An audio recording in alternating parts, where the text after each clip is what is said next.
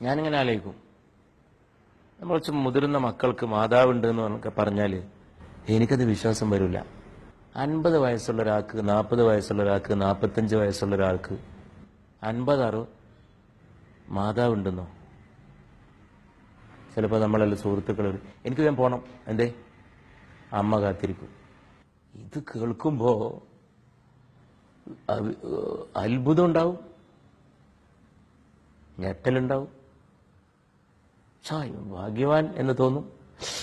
19 വയസ്സായിട്ട് still his mother is alive, ഇപ്പോഴും ജീവിച്ചിരിപ്പുണ്ടെന്നോ?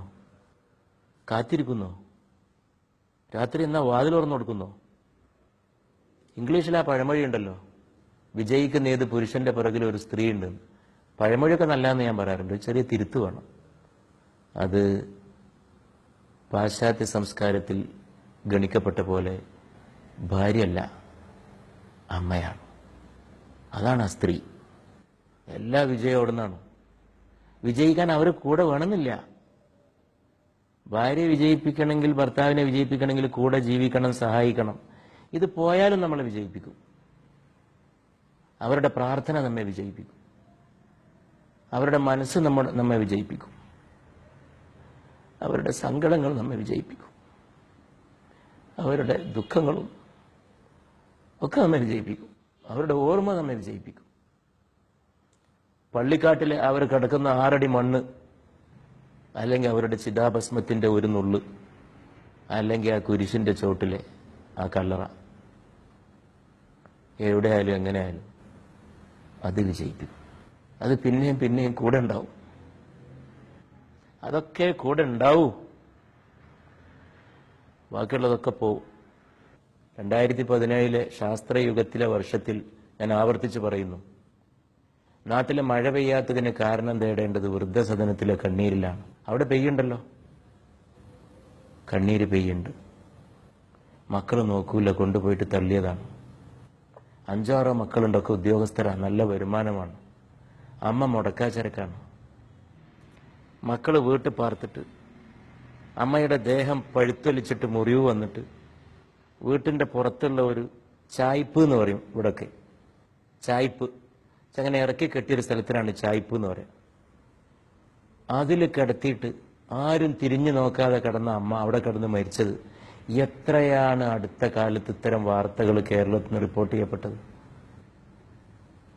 ഖുർആനിൽ പറഞ്ഞു, നീ മാതാപിതാക്കളോട് ഛേ എന്ന് പോലും പറഞ്ഞു പോരുത്, ഛേ എന്ന് പറയരുത്. അച്ഛനെയും അമ്മയും തൊഴിക്കണമെന്നില്ല, പാപ്പായും ഉമ്മയും തൊഴിക്കണമെന്നില്ല. മകനിങ്ങനെ ഇറങ്ങിപ്പോണ നേരത്ത്, നല്ല ഉടുപ്പൊക്കെ ഇട്ട് ഇറങ്ങിപ്പോണ നേരത്ത്, രാവിലെ നന്നായി വസ്ത്രധാരണം ചെയ്ത് മകനോ മകളോ ഇറങ്ങുന്ന നേരത്ത്, സാരിയൊക്കെ ചുറ്റി കൊടുക്കുന്ന നേരത്ത്, അല്ലെങ്കിൽ പാൻസൊക്കെ ഇട്ട് ശരീരം നല്ലോണം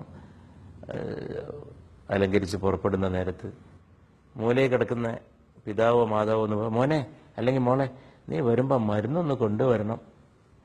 അതിൽ ഒന്നും ചെയ്തില്ല, ഒരു വാക്ക്, നീരസത്തിന്റെ ഒരു വാക്ക് വന്നുപോയി വായിൽ നിന്ന്.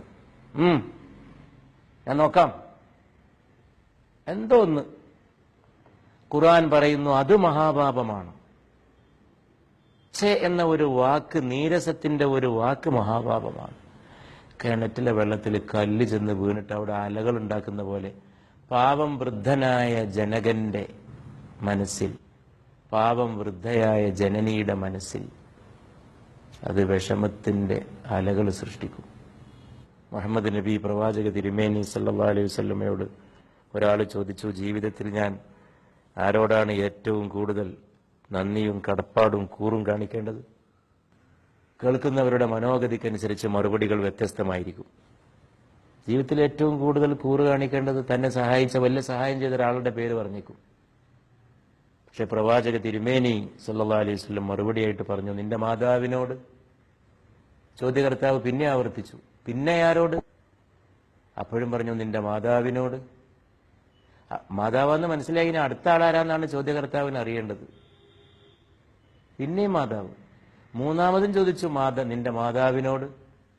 നാലാമത് ചോദിച്ചു, ആവർത്തിച്ചു. അപ്പോൾ പറഞ്ഞു, നിന്റെ പിതാവിനോട്. മാനവരാശിയുടെ 3 റാങ്കും അടുക്കളക്കാരി കൊണ്ടുപോയി, അല്ലെങ്കിൽ മലയാളിയുടെ അലക്കുകാരി കൊണ്ടുപോയി. മലയാളക്കരയിലെ അമ്മ അലക്കുകാരിയാണ്. എപ്പോഴും അമ്മയെ നോക്കേണ്ട സ്ഥലം അലക്കുകല്ലിൻ്റെ അടുത്തുണ്ടാവും. ആ നിൽക്കുന്നാരാ? അതാണ് അമ്മ. ഒറ്റക്കെട്ട് വസ്ത്രം,